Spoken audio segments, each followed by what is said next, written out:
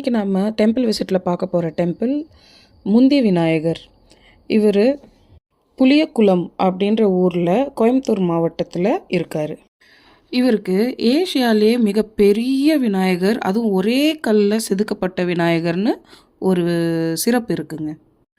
இவரை எப்படிப்பட்டவங்க பிரார்த்திக்க வருவாங்க அப்படின்னு பார்த்தீங்கன்னா, தோஷங்கள் இருக்கிறவங்க, அதாவது ராகுகேது தோஷம், ஏதாவது நவகிரக தோஷம் ஏதாவது இருக்குன்னா இவரை பிரார்த்திக்க வருவாங்க.